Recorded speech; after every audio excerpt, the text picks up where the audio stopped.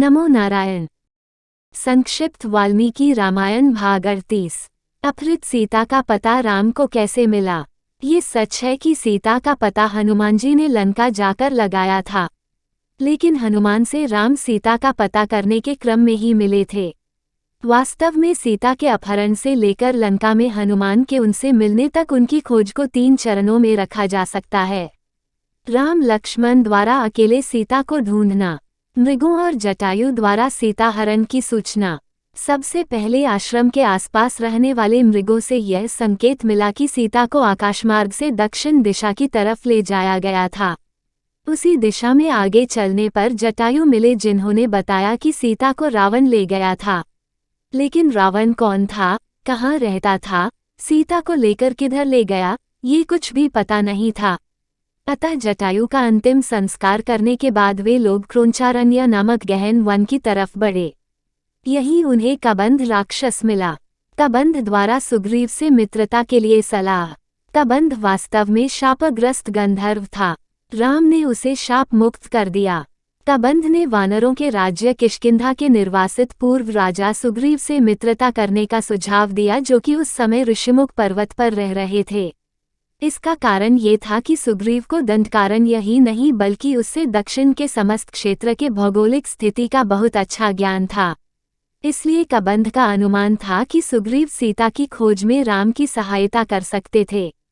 इस समय तक शाम होने लगी थी, पर दोनों भाई वापस पंचवटी स्थित अपने पर्णकुटी नहीं गए। रास्ते में उचित स्थान पर रात्रि विश्राम करते हुए वे कबंध के बताए रास्ते से पंपा सरोवर मातंग वन होते हुए ऋषिमुख पर्वत पहुँचे। रास्ते में मातंग वन में शबरी के आश्रम जाकर उससे मिले। सुग्रीव और हनुमान से मिलना। सीता हरण के लगभग 5-6 दिन बाद वे सुग्रीव से मिले। यहाँ उन्हें सीता द्वारा सुग्रीव आदि वानरों को लक्ष्य कर फेंके गए आभूषण मिले। उस स्त्री द्वारा राम लक्ष्मण का नाम पुकारने और आभूषण से ये तो निश्चित हो गया कि वह सीता ही थी, पर केवल इतना पता चल सका कि कोई राक्षस सीता को लेकर आकाशमार्ग से पंपा सरोवर को पार करते हुए दक्षिण की तरफ ले गया था। लेकिन दक्षिण दिशा की तरफ कहाँ और कितनी दूर ले गया, ये सब कुछ भी पता नहीं चल पाया। सुग्रीव ने अपने वानरों को भेजकर सीता की खोज कराने का आश्वासन दिया। इस बीच राम ने बाली का वध कर सुग्रीव को किष्किंधा का राजा बना दिया। अब तक वर्षा ऋतु आ गई थी। बरसात में जंगलों और पहाड़ों से भरे दक्षिण के प्रदेश में सीता की खोज व्यावहारिक दृष्टि से कठिन था।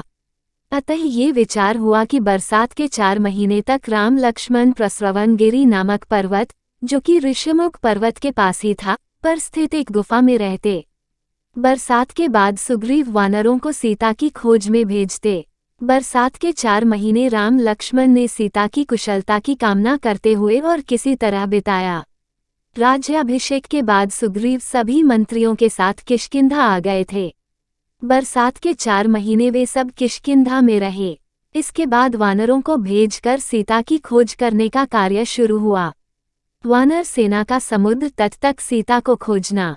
बरसात बीतने के बाद सुग्रीव ने अपने वचन के अनुसार वानर यूथों को सीता की खोज के लिए भेजा। ये प्रसंग इस प्रकार है। वर्षा ऋतु बीतने पर भी सुग्रीव की तरफ से कोई संदेश नहीं आया तो राम को रोष हो आया। उन्होंने लक्ष्मण को किष्किंधा भेजा। क्रोध में लक्ष्मण को आया देख किष्किंधापुरी में सभी डर गए, लेकिन तारा और हनुमान जी के समझाने और सुग्रीव के क्षमा मांगने पर वे शांत हुए। वानर सैनिकों का सीता की खोज में जाना। लक्ष्मण के साथ सुग्रीव भी राम के पास आए और वानर सैनिकों को बुलाए जाने के आदेश के विषय में उन्हें सुनाया। बाद में सभी वानर सेनापति अपनी अपनी सेना के साथ राम के पास आए। सुग्रीव ने राम की आज्ञा से वानरों का समूह बनाकर भिन्न भिन्न दिशाओं में भेजा। सुग्रीव को स्थानों और भौगोलिक स्थिति का बहुत अच्छा ज्ञान था। ये ज्ञान उन्हें तब मिला था जब वे वाली के भय से भागे फिर रहे थे। वे सभी समूहों को जिस दिशा में उन्हें जाना होता था उसका पूरा विवरण देकर भेजते थे। सीता की खोज में दक्षिण जाने वाला वानर समूह चून की सीता के मिलने की सबसे अधिक संभावना दक्षिण दिशा में थी। इसलिए दक्षिण दिशा में जाने वाले समूह में प्रमुख वानर सेनापति रखे गए थे।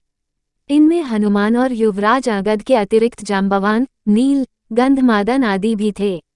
सुग्रीव ने इन सबको दक्षिण दिशा के स्थानों के विषय में विस्तार से बताया। राम द्वारा हनुमान को सीता को प्रमाण देने के लिए अंगूठी देना।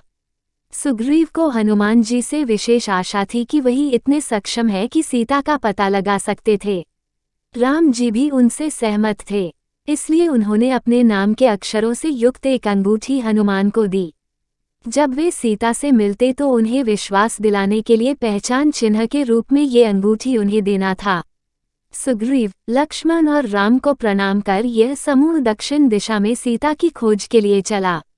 दक्षिण दिशा में वानरों द्वारा सीता की खोज। ये समूह दक्षिण दिशा में सुग्रीव के बताए रास्ते पर बहुत दूर तक चला। विंध्य पर्वत के आसपास का क्षेत्र बहुत दुर्गम और गुफाओं और जंगलों से भरा था। कठिनाइयों के बावजूद वानरों ने हर जगह ढूंढा, लेकिन सीता का कहीं पता नहीं चल सका। वे सब निराश हो गए। सुग्रीव द्वारा लौटने के लिए निश्चित तिथि बीत चुकी थी। इस अवधि के बाद सीता का पता लगाए बिना आने पर मृत्यु दंड मिलता। वानरों का रहस्यमयी गुफा में प्रवेश और तपस्विनी स्वयंप्रभा द्वारा सहायता। अपने सेनापतियों अंगद और गंधमादन के उत्साहवर्धन से ये दल फिर आगे बढ़ा। भूखे प्यासे वानरों को एक गुफा से निकलते पक्षियों से गुफा के अंदर पानी मिलने की उम्मीद हुई। गुफा बाहर से तो अंधेरा दिखाई दे रहा था, लेकिन अंदर जाकर उन्होंने एक दिव्य सरोवर, वृक्ष और भवन देखा। वहां एक तेजस्विनी वृद्धा तपस्विनी बैठी थी। हनुमान जी के पूछने पर उस तपस्विनी ने अपना नाम स्वयंप्रभा बताया। उसने इस रहस्यमयी गुफा के विषय में भी बताया। मयासुर ने वह अद्भुत भवन और वह वन आदि बनाया था। उसका हेमा नामक एक अप्सरा से प्रेम हो गया। वह हेमा के साथ इस महल में रहने लगा। इस कारण इंद्र ने उसे वहां से मार भगाया। बाद में ब्रह्मा जी ने ये भवन हेमा को दे दिया। हेमा ने अपनी सखी स्वयंप्रभा को इसकी रक्षा करने के लिए नियुक्त किया था। तपस्विनी स्वयंप्रभा ने सभी को भोजन और पानी दिया। उसके पूछने पर वानरों ने अपना वृतांत कह सुनाया, जिस कारण वे भटकते हुए पहुंच गए थे। उन्होंने उस गुफा से बाहर जाने का रास्ता भी पूछा।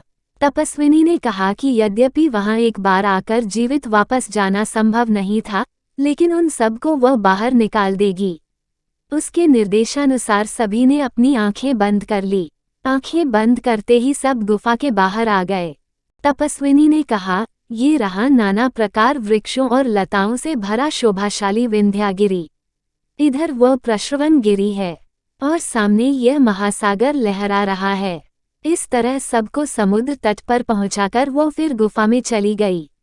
वानरों में निराशा। सामने विशाल महासागर को देखकर उन सबके समझ में नहीं आ रहा था कि क्या करे।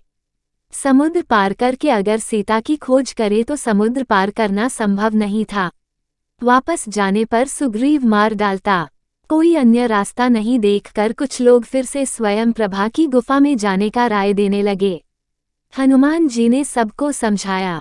अब सब वहीं उपवास द्वारा प्राण त्याग करने की बात करने लगे। मृत्यु की इच्छा से सब वानर समुद्र तट पर पूर्व की तरफ मुंह करके बैठ गए। संपाति गिद्ध से भेंट। जब सब वानर इस तरह आमरण उपवास पर बैठे हुए थे, तब विंध्यगिरि के गुफा से एक विशालकाय गिद्ध निकलकर वहां आ गया। वह जटायु के बड़े भाई संपाति थे। इतने सारे वानर को एक पर्याप्त भोजन मानकर वे प्रसन्न हो गए। अपनी मृत्यु को निकट देखकर युवराज अंगद दुखी होकर अपनी मृत्यु को व्यर्थ बताने लगे। उन्हें जटायु की याद आ गई, जिन्होंने राम का कार्य करते हुए प्राण त्यागे थे। वानरों द्वारा दुख प्रकट करते हुए कहे गए वचनों में जटायु का नाम आया। जटायु का नाम सुनकर और उन सब को इतने व्यथित देखकर संपाति की प्रसन्नता जाती रही।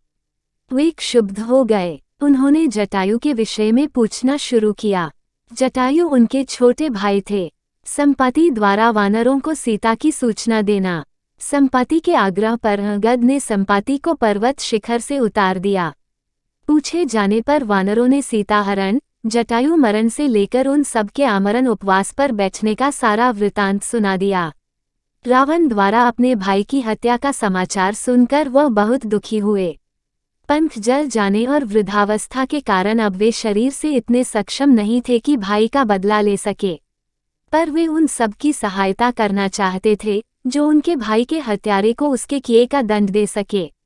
संपाति ने बताया कि पर्वत शिखर पर बैठे हुए उन्होंने रावण को एक स्त्री को लाते हुए देखा था। वह स्त्री पीले रंग की साड़ी पहने थी और हाँ राम पुकार रही थी। वह स्त्री सीता ही होगी। रावण ने उन्हें ले जाकर लंका में नजरबंद रखा है। वह वहां बहुत कष्ट से दिन बिता रही है। उसने लंका की दूरी और लंका नगर की विशेषताएं भी बताया। साथ ही रावण के घर का पता भी बता दिया। संपाति के पुत्र सुपार्श्व ने भी रावण को एक स्त्री को बलपूर्वक ले जाते देखा था। वानरों की सहायता से संपाति ने समुद्र तट पर जाकर अपने भाई जटायु को जलांजलि दिया। संपाति ने उन सब को अपनी आत्मकथा भी सुनाया। चंद्रमा नामक एक मुनि ने उन्हें राम के कार्य में सहायता करने तक जीवित रहने के लिए कहा था। इस सहायता के बाद उनके नए पंख उगने का आशीर्वाद भी दिया था। वानरों में पुनः उत्साह। वानरों से बात करते करते संपाति के नए पंख उगाए और वे अपने शरीर में ऊर्जा का अनुभव करने लगे। उनका ये कायाकल्प देखकर वानरों में भी नया उत्साह भर गया। वे सब फिर से राम के कार्य के लिए उद्योगशील हो गए। नए पंख पाकर सबको आशीर्वाद देते हुए संपाति भी पर्वत शिखर की तरफ उड़ चले। हनुमान द्वारा लंका में सीता की खोज करना। यहाँ से आगे की यात्रा हनुमान ने अकेले ही सीता की खोज में की।